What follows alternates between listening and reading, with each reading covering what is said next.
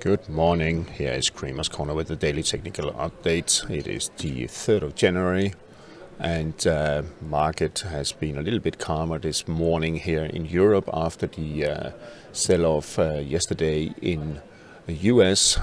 S&P recovered a little bit at the end and is still staying above 46.95. The key support, that is the close of this sell-off we saw here just before Christmas. If it does take out that one, that support close below, well then we could be looking at 4600, possibly a little bit lower.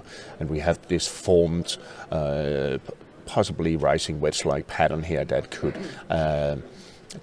indicate we could see a correction down to there. But let's see when that comes. I'll still look at 46.95. Keep an eye on that. What is interesting is that the Nasdaq 100 actually did close below its key support here at 16,552, about $10 below that, and at the 38.2 retracement of the last leg of here, also forming a rising wedge-like pattern.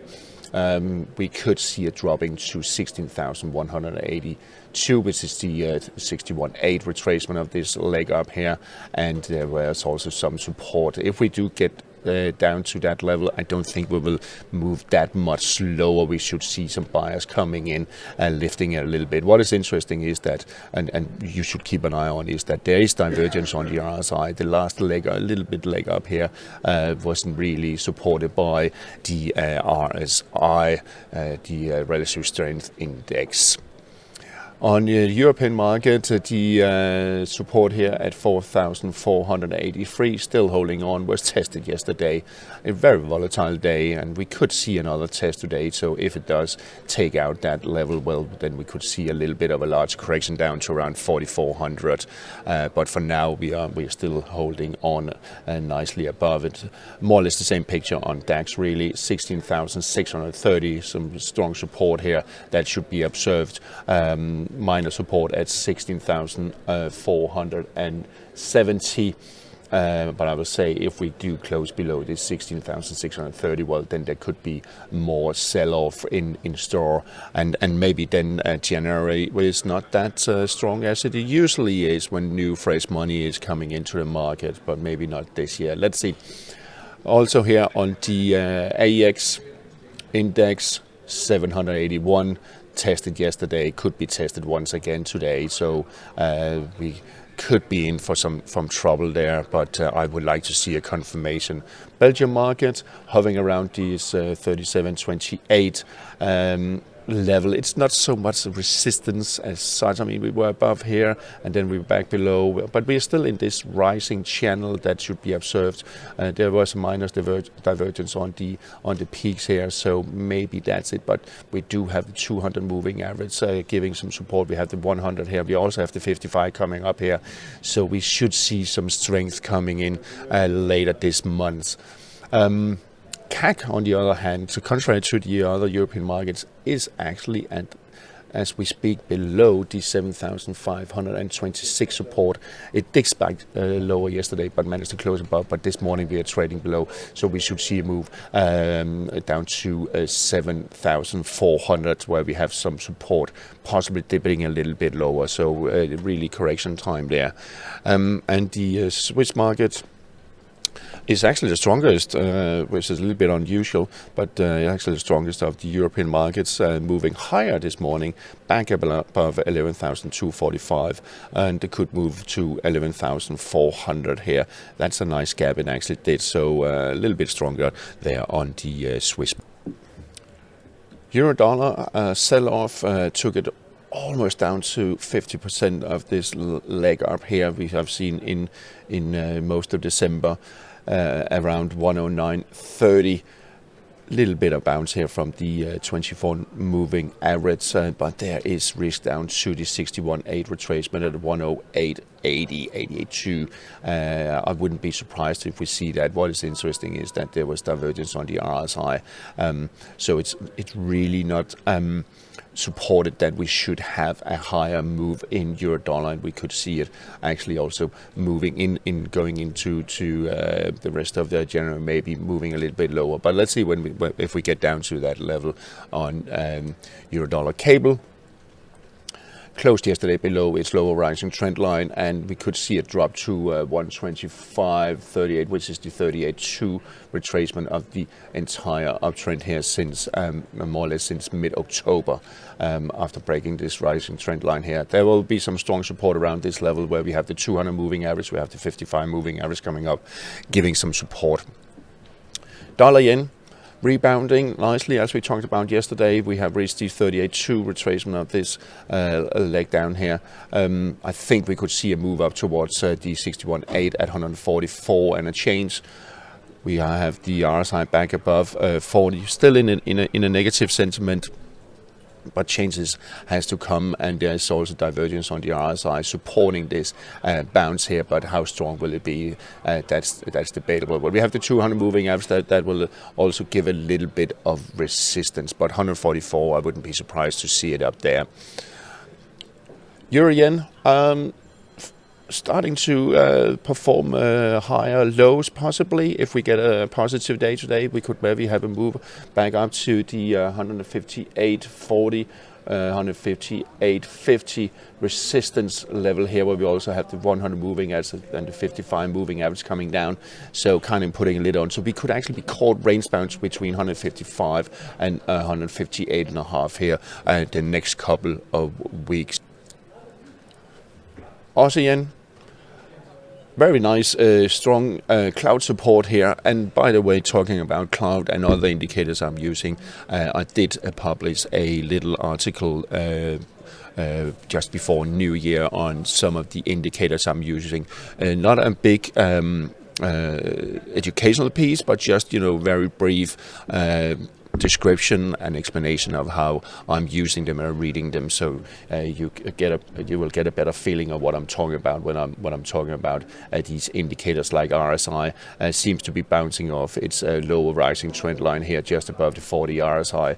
So if we can get the Aussie yen back above the 55 moving average coming up here, then we could see a move towards 98, and especially if we can get it back above the cloud. So technically it is in a bullish trend. Sterling yen also bouncing from the 200 moving average, and how strong the bounce will be is of course debatable, but I think we could get it back to around 182 level if we can close this gap right there. And finally on the dollar index,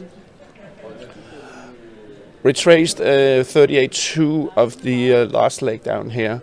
I think we could see further upside potential to 102.29, possibly up to the 61.8 retracement, 102.76 here in the coming week. But if it starts drifting lower, it could be a little bit of jeopardy.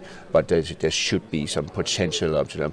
But that could also be it, as you have the 55 coming down there. You have the 100 moving also declining. We had a bit of a death cross here, and we also have the 200 moving average kind of putting a lid on. So I think upside potential is fair. Gold is seeing some weakness, slowly sliding lower. Couldn't really close it back above this rising trend line here, so maybe soon this trend line will be obsolete. But I think we could see it sliding back to the 38.2 retracement of this nice strong rally we had over the Christmas holidays, down to around 2044, possibly to 2030. It is not out of the question we could slide down to the 61.8 at 2017. But let's see. If it starts gaining some strength again, well, then there's still room up to 2100. We are still in a positive sentiment on the RSI. However, there was no divergence on this leg here, but there is a little bit on this one. You can see that the RSI didn't really confirm the higher close here. So maybe that was it on gold, at least a short term. Silver, weakness, likely to test the 61.8 retracement of this little uptrend here, this bullish move here. So 61.8 at 23.30, I would expect it to be tested here fairly shortly. And what is you should keep an eye on, will the RSI actually close below 40? Platinum, and I think we're going to talk more about platinum this year and more about metals in general that platinum that moved above 1,000. A little bit of a setback. We could see it down to around 961 at the 38.2 retracement, but then I think we'll see a nice rebound again, and the bigger picture is that we are in a bullish scenario. There's no divergence on the RSI. We should see it moving higher in coming weeks. Copper struggling, couldn't get up to 400, so now we have a little bit of correction, possibly down to around 382, but you can see we also have the moving averages coming up here, so there should be some support around this 382, 380 level, but we could see some weakness also. But keep an eye on RSI not closing below 40. It's breaking below the rising trend line here, so it is a sign of at least short-term weakness, but I think buyers will come in and lift it around 382, 380.